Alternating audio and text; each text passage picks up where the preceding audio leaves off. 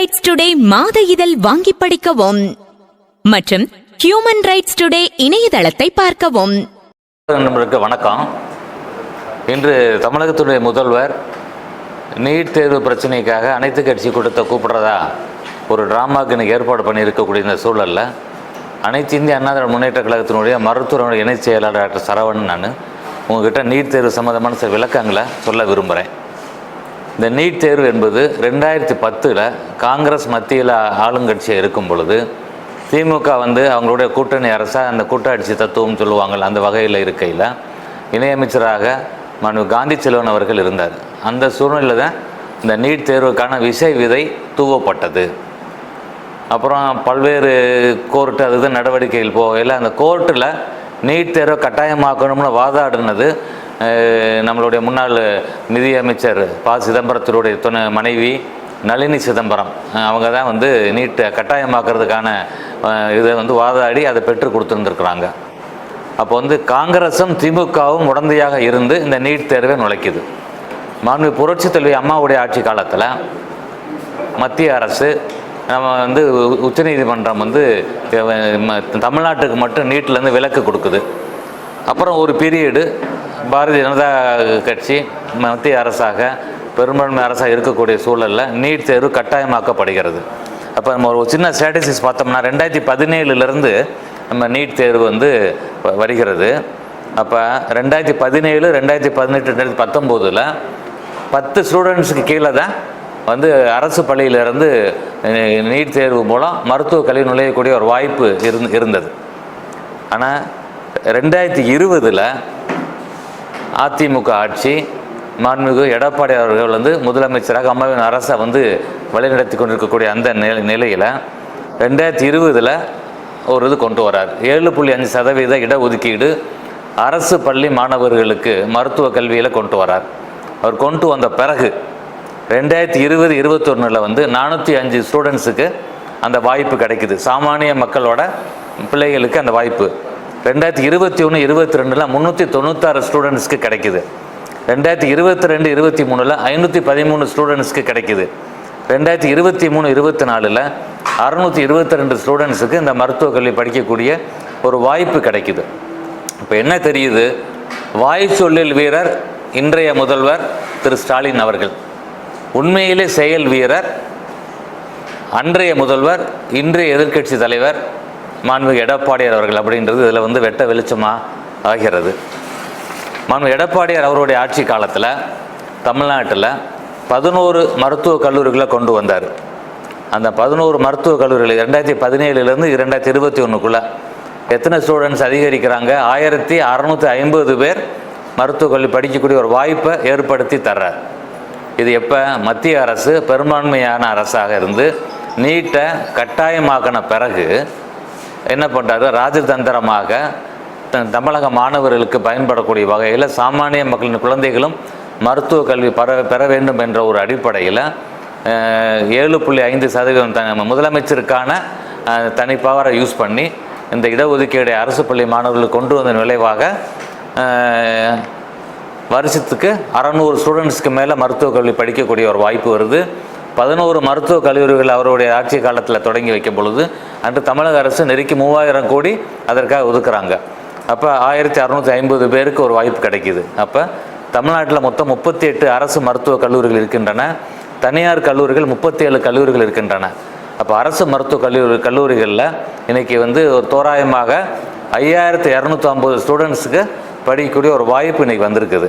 அப்போ பாருங்கள், குறைஞ்சது இப்போ ஒரு 2200 ஸ்டூடெண்ட்ஸு நீட் என்ற கொடிய அரக்கன் தமிழ்நாட்டில் கட்டாயமாக்கப்பட்ட பொழுது கூட எடப்பாடியருடைய சாதுரியத்தால் இன்றைக்கி அது படிக்கக்கூடிய வாய்ப்பு கிடச்சிது. இதுவே திமுக விடுங்க, இன்றைய முதல்வர் அன்று எதிர்க்கட்சி தலைவராக இருக்கும் பொழுது 2021 அவரோட எக்ஸ் தளத்தில் ஏப்ரல் 4 ஒரு பதிவு போடுறாரு. நீட் தேர்வு சமூக நீதிக்கு எதிரானது அப்படின்னு சொல்லி ஒரு பதிவு போடுறாரு. நாங்கள் ஆட்சிக்கு வந்தால் நாங்கள் அதை ஒழிச்சிருவோம் அப்படின்றாரு. அவருடைய பையன் இன்றைய துணை முதலமைச்சர் விளையாட்டுத்துறை அமைச்சர் என்ன சொல்கிறாரு? அந்த ரகசியம் எனக்கு எங்கள் அப்பாவுக்கும் தெரியும், நாங்கள் ஆட்சிக்கு வந்தால் நாங்கள் அதை ஒழிச்சிருவோம்ன்றாங்க. 2022 ஆட்சிக்கெல்லாம் வந்துடுறாங்க. சட்டமன்றத்தில் ஒரு தீர்மானம் மட்டும் போட்டு அனுப்பி வைக்கிறாங்க. சமூக நீதிக்கு எதிரானது அப்படின்னு சொல்லி போடுறாங்க. 2023 இந்த திமுக அரசு ஹெல்த் மினிஸ்டராக மா சுப்பிரமணியம் அவர்கள் இருக்கிறாங்க, முதலமைச்சர். அவங்களோட இந்த பீரியடில் மெடிக்கல் கவுன்சிலுக்கு ஒழுங்காக அப்ளிகேஷன் அப்ளை பண்ணாதனால 900 மெடிக்கல் சீட்டு தமிழகத்துக்கு அந்த வருஷத்தில் வாய்ப்பு இல்லாமல் போயிடுச்சு. 900 சீட்டு குறைஞ்சி போச்சு.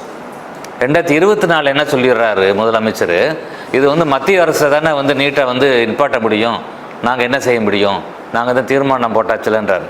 இதைத்தான் ஏற்கனவே ஆணித்தரமாக ஆளுமையான தலைவியாக இருந்த புரட்சி அம்மா காலத்தில் மத்திய அரசு உச்சநீதிமன்றத்தின் மூலம் தமிழ்நாட்டுக்கு நீட்டுக்கான விலக்கு கொடுத்தது.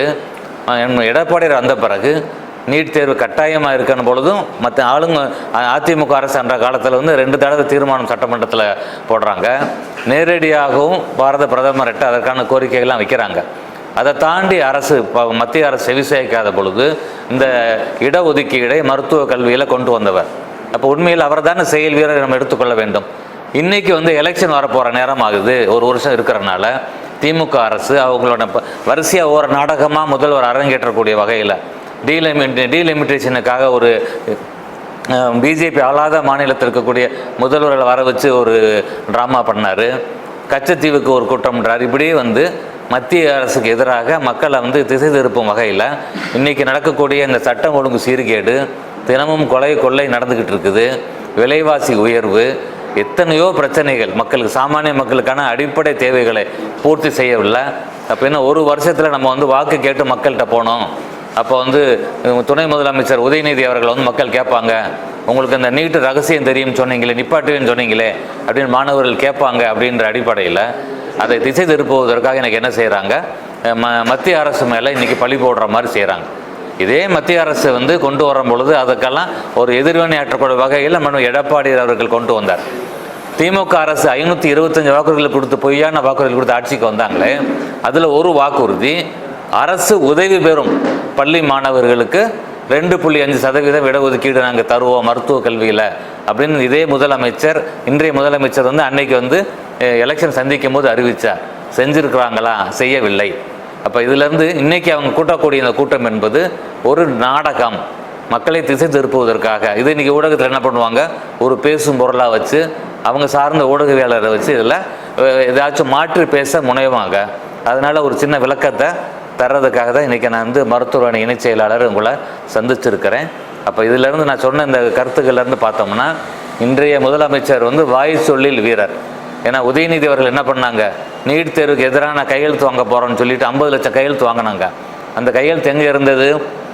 சேலத்தில் இளைஞர் மாநாடு நடத்தும் பொழுது குப்பை தொட்டில் கிடந்ததெல்லாம் நம்ம நீங்கள் ஊடகங்கள் காமிச்சிங்க, தமிழ்நாட்டு மக்கள் எல்லாம் பார்த்தாங்க. அதுதான் திமுக. உண்மையில் செயல் வீரராக இன்றைக்கி இருக்கக்கூடிய இளைஞர்களுக்கு, மாணவ செல்வங்களுக்கு எத்தனையோ நல்ல திட்டங்களை, மடிக்கணினி திட்டம் இன்றைக்கி இந்த திமுக அரசு அதை நிப்பாட்டிட்டாங்கல்ல. நெருக்கி 58 லட்சம் பேருக்கு மேலே மடிக்கணினி திட்டம் அதிமுக ஆட்சி காலத்தில் வழங்கப்பட்டிருக்கிறது. வைஃபை வசதி ஒரு 9 லட்சம் பேருக்கு வழங்கப்பட்டிருக்கிறது. அந்த கொரோனா காலகட்டத்தில் அந்த ஒரு பரீட்சை மட்டும் ஒரு மாணவனுடைய அந்த திறமையை இது பண்ணாதுன்ற ஒரு அடிப்படையில் எல்லாருக்கும் ஆல் பாஸ் கொடுத்த முதல்வராக மாண்பு எடப்பாடி அவர்கள் இருக்கிறார்கள். இப்படி எல்லா வகையிலையும் மாணவ செல்வங்களுக்கு இந்த திமுக அரசு என்ன சொன்னாங்க, வருடத்திற்கு 10 லட்சம் இளைஞர்கள் வேலை வாய்ப்புன்னு சொன்னாங்க.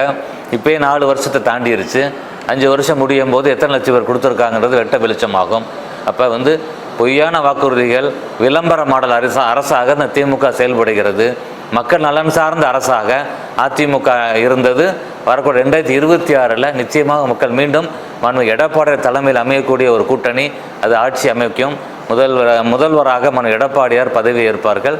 நிச்சயமாக இந்த எந்தெந்த பிரச்சனைகளை திமுக பொய்யான வாக்குறுதி கொடுத்து நிறைவேற்றவில்லையோ அதை முனைப்புடன் எடுத்து செயல்படுத்துவார் என்று உங்களுக்கு நான் தெரிவிச்சுக்கிறேன். நன்றி. ஏற்கனவே இவங்க சொல்லி தான் மக்களை அப்பாவி இளைஞர்களை இப்போ இன்றைக்குமே நீட் தேர்வில் அந்த மாணவர்கள் இறப்புகளை பார்த்துக்கிட்டு இருக்கிறோம். அப்போ பொய்யான வாக்குறுதி கொடுத்து இவங்க இன்றைக்கி ஆட்சிக்கு வந்திருக்கிறாங்க. அவங்களுக்கு இப்போ பயம் வந்துருச்சுன்னு 1 வருஷம் இருக்குது, போகையெல்லாம் மக்கள் சட்டையை பிடிப்பாங்க அப்படின்னால நீட்டுக்கு எதிராக இன்றைக்கி அனைத்து கட்சி கூட்டம்னு சொல்லி அதன் பேரில் இன்றைக்கி ஏதாச்சும் ஊடகத்தில் பேசி மக்களை திசை திருப்புறதுக்கான முயற்சியை செய்வாங்க. அதனால் இவங்களுக்கு இந்த ரகசியம் என்பது உச்சநீதிமன்றத்தில் 11 மெம்பர் கொண்ட அந்த பெஞ்சு மட்டும்தான் அதை முடிவு பண்ண முடியும். அதனால் திமுகனால் இது செய்ய முடியாது. மக்களை ஏமாற்றி இருக்கிறார்கள் என்பது வெட்ட வெளிச்சம். ஆமாம், அவங்களுடைய அந்த ட்ராமாவில், ஏன்னா அவங்க வந்து ஒரு ஒரு அமைப்பு வச்சுருக்கிறாங்க, அதன்படி தான் அவங்க செயல்பட்டுக்கிட்டு இருப்பாங்க. அவங்க முதலமைச்சர், துணை முதலமைச்சர் என்ன ட்ரெஸ் போடுவார், ஸ்டேஜ் எப்படி அமைக்கணும் அப்படின்ற வகையில் எல்லாத்தையுமே அவங்க தான் டிசைன் பண்ணுவாங்க. அந்த வகையில் அந்த ட்ராமாவில் இது ஒரு சீன். இது 50 லட்சம் பேர்கிட்ட கையெழுத்து வாங்க போகிறோம்னு சொல்லி கையெழுத்து வாங்கணுன்ற மாதிரி அடிப்படையில் காமிச்சு, அது சேலம் மாநாட்டில் காலி சேர்கள் எல்லாம் சீட் விளாண்டுக்கிட்டு இருந்த காட்சிகளை பார்த்தோம். இந்த போர்டுகள் எல்லாம் கையெழுத்து வாங்கின பேப்பர் எல்லாம் குப்பை தொட்டியில் பார்த்தோம். இதுதான் வந்து திமுக. சார் முழுசாக வந்து மத்திய அரசாங்கத்தினுடைய முழுமையான தவறு. அப்போ மத்திய அரசாங்கத்தால சார் அதிமுகவாக இருந்தாலும் திமுகவாக இருந்தாலும் எதிர்க்கணும். அரசியல் காழ்ப்புணர்ச்சி காரணமாக திமுக இல்லை. அப்போவே முதலமைச்சரும் பின்றைய துணை முதலமைச்சரோட பையன் உதயநிதியும் இந்த வாக்குறுதி ஏன் கொடுத்தாங்க? இது கொடுக்காம இருந்திருக்கலாம்ல, அன்றைக்கி ஓப்பனாக சொல்லலாம்ல. நீட் தேர்வு மத்திய அரசு தான், நாங்கள் வந்து அதுக்கான முயற்சி எடுக்கிறோம்னு சொல்லணும்ல. நாங்கள் வந்தோன்னா முதல் கையெழுத்து, நாங்கள் நீட் தேர்வுக்கு எதிரான கையெழுத்து நாங்கள் கையெழுத்து போடுவோம். அந்த ரகசியம் எனக்கு எங்கள் அப்பாவுக்கும் தெரியும்னு சொல்லி உதயநிதி சொன்னார்ல. எந்த அடிப்படையில் சொன்னார்? மக்களை ஏமாற்றினார்கள் அப்படின்றது தானே இது. இப்போ வந்து போகும்போது நம்ம இப்போ போய் டெல்லியில் போய் சந்திக்கிற போது நீட்டை பற்றி எடப்பாடி பேசியிருக்கிறாரா சார்? ஆமாம், தமிழ்நாட்டு பல்வேறு பிரச்சனைகளை அவர் எடுத்து சொல்லியிருக்கிறாரு. வெளியே வந்து ஆமாம் இல்லை, அதுதான் ஐயா அவர்கள் கூட கழக பொதுச் செயலாளர் கூட ப்ரெஸ் மீட்டில் சொல்கிறார். நீங்களா ஊடகங்களாக உன்னை கற்பனை பண்ணி உன்னை பேசிக்கிட்டே இருக்கிறீங்க அப்படின்னு அவர் தெளிவாக சொல்லியிருக்கிறாரு. அதனால் வந்து நீங்கள் அதை பற்றி வேண்டியதில்லை. இன்றைக்கி நம்மளுடைய பிரச்சனை, இன்றைக்கி வந்து நீட் தேர்வு சம்மந்தமாக 9ஆம் தேதி நம்ம தமிழகத்தின் முதலமைச்சர் அனைத்து கட்சி கூட்டம் என்ற ஒரு நாடகத்தை நடத்த அரங்கேற்ற இருக்கின்றார். அதில் நம்ம வந்து தெளிவுபடுத்துகிறோம் மக்களுக்கு. இது வந்து இன்றைக்கி அவர் செய்ய போகிறது நாடகம். அவர் சொன்ன கொடுத்த வாக்குறுதியே பொய்யான வாக்குறுதி அப்படின்றத இன்றைக்கி நம்ம சொல்கிறோம். உண்மையிலேயே மாணவர் செல்வங்களுக்கு நல்லது செய்தது எடப்பாடியார் என்றதை தெளிவுபடுத்துகிறோம் இன்றைக்கி நம்ம. சார், நீங்கள் ஒரு மருத்துவராக, அதுவும் மாநில பொறுப்பில் இருக்கிற நீங்கள் 2026 தேர்தலில் நீட்டுக்கு என்ன மாதிரியான விளக்குகள் அல்லது அதுக்கு ஏதாவது நீட்டு சம்பந்தமாக ஏதாவது அதில் இடம்பெறுவதற்கான வாய்ப்புகள் இல்லை? அதிமுக அம்மா ஆட்சி காலத்திலும் சரி, புரட்சி அம்மா காலத்திலையும் சரி, ஐயா எடப்பாடி ஆட்சி காலத்திலையும் என்றுமே வந்து நீட் தேர்வுக்கு எதிரானது தான், எதிரான கொள்கை தான். தமிழ்நாட்டுக்கு நீட்டு தேர்வு இல்லை. ஏன்னா பல வகை சிலபஸ் இருக்கும் பொழுது ஒரு பரீட்சை வந்து அதை முடிவு செய்யாதுன்றதில் தீர்மானமாக இருக்கிறோம். அதனால் அதற்கான எல்லா முயற்சியும் அதிமுக அரசு எடப்பாடி தலைமையில் எப்பயுமே எடுக்கும். ஆமாம், அதனால் திமுக மாதிரி பொய்யான வாக்குறுதியை கொடுக்க மாட்டோம். நாங்கள் என்ன செஞ்சுருக்கிறோம், மத்திய அரசு கட்டாயமாக்கிருச்சுன்னும் பொழுது நாங்கள் 7.5% கொடுத்து இன்றைக்கி நாங்கள் 1600 மாணவர்கள் வருஷத்துக்கு. அப்போ வந்து பார்த்திங்கன்னா இந்த 5 வருஷ கணக்கு எடுத்து பார்த்தீங்கன்னா நெருக்கி 3000 மாணவர்கள் இன்றைக்கி மெடிசின் படிக்க வச்சுருக்கிறோமே, சாமானிய இளைஞர்களை. அப்போ அதுதான் வந்து உண்மையான மக்கள் நலன் சார்ந்த ஒரு அரசு, ஒரு சாதுரியமான அரசு என்று நான் சொல்வேன். 26 ஆட்சி வந்தால் கண்டிப்பாக வந்து அதிமுக வந்து நீட் வளர்ப்பதற்கு முயற்சி எடுக்குமா, இல்லை மத்திய அரசோட இணக்கமாக போகிற மாதிரி சூழ்நிலை இல்லை?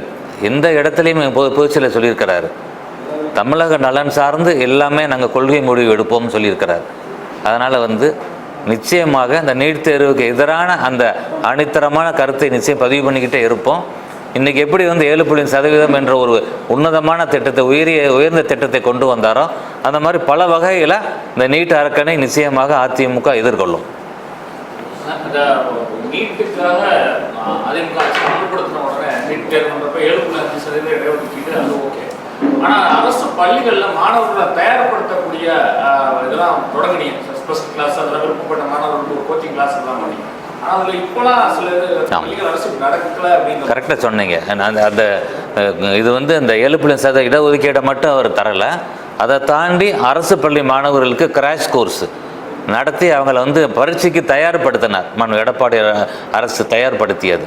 அது இந்த திமுக அரசு தவற விட்டுருச்சு. இன்றைக்கி பார்த்திங்கன்னா புற்றுநீர் போல் பல இடத்துல இன்றைக்கி வந்து நீட் கோச்சிங் சென்டர் வந்து பல லட்சங்களில் தான் வாங்கிக்கிட்டு இருக்க மாதிரி இருக்கிறாங்க. எங்கள் அளவுக்கு இப்போ நான் வந்து இணை செயலாளர் இருக்கிறேன், நான் ஒரு ட்ரஸ்ட் வச்சுருக்கிறேன். நாங்கள் மாணவர்களுக்கு இந்த மாதிரி கிராஷ் கோர்ஸ் நடத்துகிறோம்.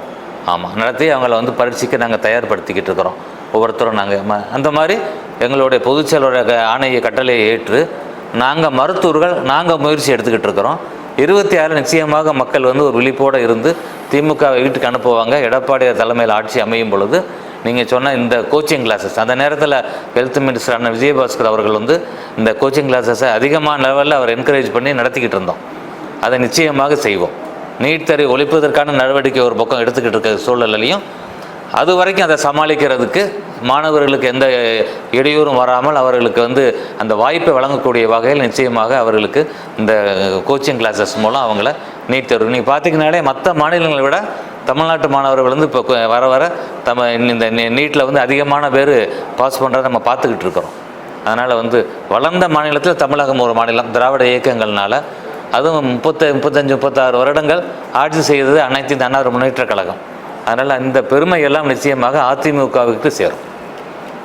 துணை முதலமைச்சர் சொன்ன அந்த ரகசியம் முடியறதுக்கு காலக்கட்டம் முடியணும் 11 மாதம் இருக்குல்ல, அதுலேயே செயல்படுத்திக்கிற வாய்ப்பு இருக்கா?